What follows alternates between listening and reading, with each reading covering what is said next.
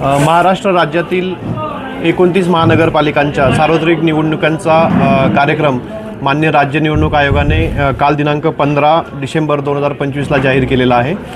यामध्ये धुळे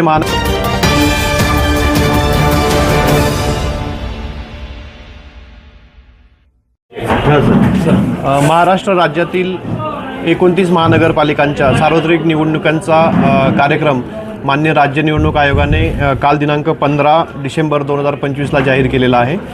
यामध्ये धुळे महानगरपालिका क्षेत्राचा सुद्धा समावेश आहे। धुळे महानगरपालिका सार्वत्रिक निवडणूक 2025च्या अनुषंगाने महानगरपालिका प्रशासनाने तयारी सुरू केलेली आहे। निवडणुकीचा कार्यक्रम साधारणतः 18 डिसेंबरपासून सुरू होईल।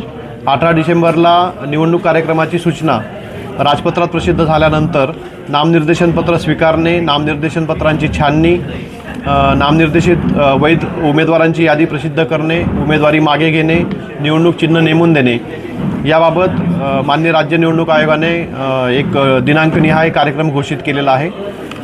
या दिनांकानुसार आणि या कार्यक्रमानुसार महानगरपालिका क्षेत्रातही सार्वत्रिक निवडणूक कार्यक्रम पार पाडला जाईल याबाबत प्रशासन दक्षता घेत आहे।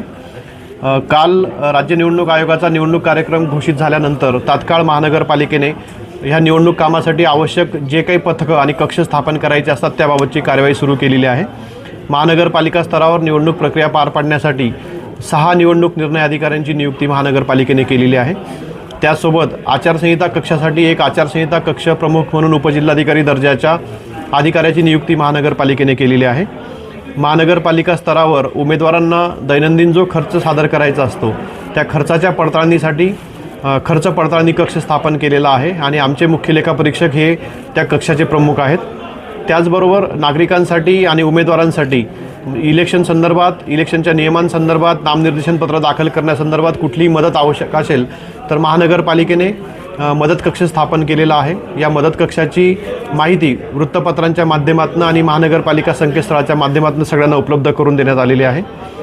त्याचबरोबर निवडणुकीमध्ये ज्या काही जाहिराती प्रसिद्ध केल्या जातात उमेदवारांकडून त्याबाबतची जाहिरात संनियंत्रण समितीसुद्धा महानगरपालिका आयुक्तांच्या अध्यक्षतेखाली स्थापन केलेली आहे।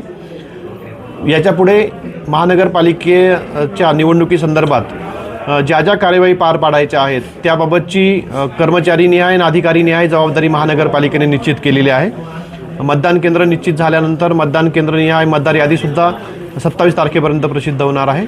एकंदरीतच मान्य राज्य निवडणूक आयोगाचे निर्देश प्राप्त झाल्यानंतर महानगरपालिकेने युद्ध पातळीवर महानगरपालिकेच्या सार्वत्रिक निवडणूक प्रक्रियेसाठीची तयारी सुरू केलेली आहे आणि महानगरपालिका प्रशासन अगदी यशस्वीरित्या ही निवडणूक पार पाडेल अशी मला खात्री आहे।